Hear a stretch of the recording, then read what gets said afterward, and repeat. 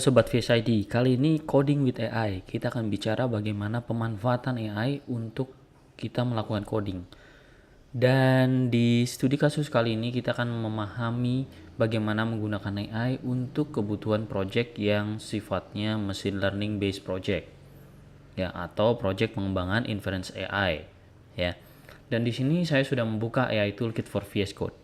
Kalau teman-teman pengen tahu AI Toolkit for VS Code itu untuk apa, teman-teman bisa lihat di video sebelum-sebelumnya ini. Dan kali ini kita sudah meng-create sebuah project yang namanya AI peternakan. Project ini berada di workspace yang sudah saya taruh di folder tertentu. Problemnya, begitu saya membuka project workspace yang di-generate oleh AI Toolkit VS Code, saya nggak paham nih, ini kodenya ngapain, saya harus ngapain, dan sebagainya. Dan di episode kali ini kita akan mencoba memahami ya, bagaimana AI bisa membantu kita untuk mengerjakan ini. Pertama kita lakukan adalah kita cari Visual Studio Code dengan dukungan Copilot, itu menunya ada di mana. Kalau teman-teman perhatikan di sini ya, teman-teman perhatikan di sini ada simbol Copilot di sini. Kita bisa klik Show Copilot menu di sini. Ya, teman-teman bisa lihat di situ status ready ya. Oke. Kemudian kalau kita bisa klik di sini, ya maka teman-teman bisa melihat informasi terkait dengan Copilot itu sendiri. Ya.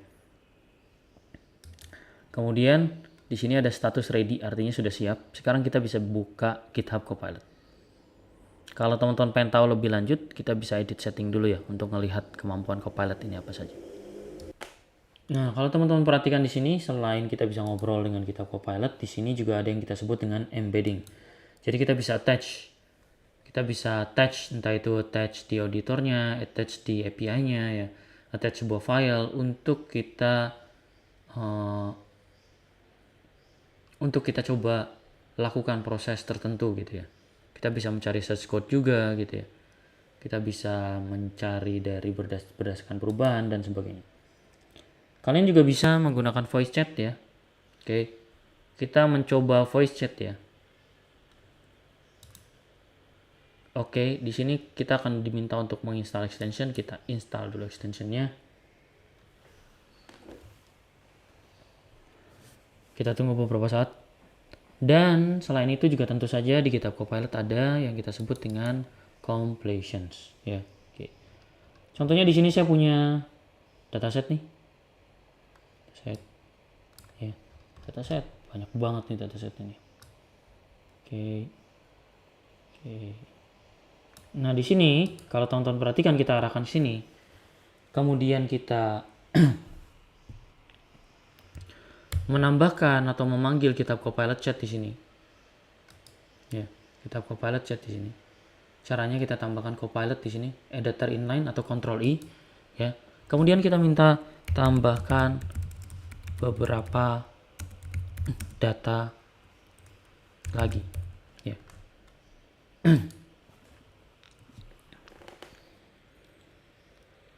Oke ya, kita lihat nih hasilnya. Teman-teman bisa lihat kalau GitHub Copilot Chat juga bisa buatin dataset untuk kalian. Yang penting kalian udah punya contoh-contohnya ya. Nah itu ya, jadi bukan cuma code compilation tetapi juga creating dataset, minta memahami teman-teman mau ngapain gitu ya. Oke, contohnya di sini gitu ya.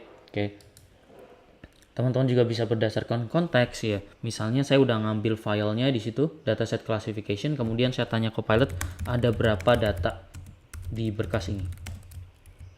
Ya, misalnya seperti itu ya. Teman-teman bisa lihat gitu ya.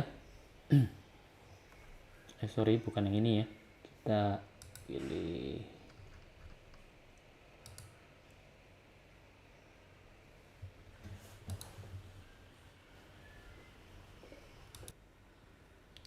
Jadi kita juga bisa bertanya hal-hal yang dasar seperti langkah-langkah gini. Saya bertanya bagaimana sih cara mengaktifkan lingkungan Conda. Oh, Ctrl plus dulu gitu ya. Saya coba Ctrl plus dulu, saya ikutin ya. Oke. Dengan menekan Ctrl plus atau menggunakan view terminal. Oke, saya ikuti ya. Kita pengen tahu nih bener nggak nih. Kemudian jalankan perintah berikut. dengan nama Conda environment-nya apa. Kita coba ya. Oke, P3 environment misalnya. Oke. Nah, kalau teman-teman lihat di sini berarti kan ada yang harus kita pahami dulu gitu ya, bahwa saran ini berasumsi kalian sudah menginstal Conda. Nah, gini, kalau kita belum menginstal Conda ya mau nggak mau kita harus install Conda. Kita tanya lagi, bagaimana menginstal Conda? Jadi GitHub Copilot bisa jadi teman kalian juga pada saat belajar hal-hal yang dasar gitu ya. Jadi jangan ragu bertanya, malah enak nanya sini ya daripada nanya temen mungkin agak rese gitu ya. Ah masa gitu aja nggak bisa gitu ya. Dan teman-teman bisa lihat di sini ya, ada versi ini, versi itu gitu ya. Oke. Masuk ke directory gitu ya, kemudian buat lingkungan Conda dan sebagainya. Tetapi harus install dulu ya. Nah, gitu. Kemudian kita lihat GitHub Copilot punya menu apa lagi. Ya. Secara sederhana kalau kalian perhatikan, interaksi kita dengan GitHub Copilot itu bisa dengan Ctrl I di sini atau dengan kolom chat. Yang menarik sekarang kita bisa milih juga nih engine-nya apa. Bisa dengan Gemini, dengan GPT, O3 Mini dan sebagainya. Ya, gitu.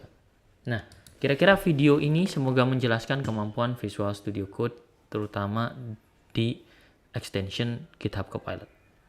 Ya, sampai jumpa di video selanjutnya. Terima kasih.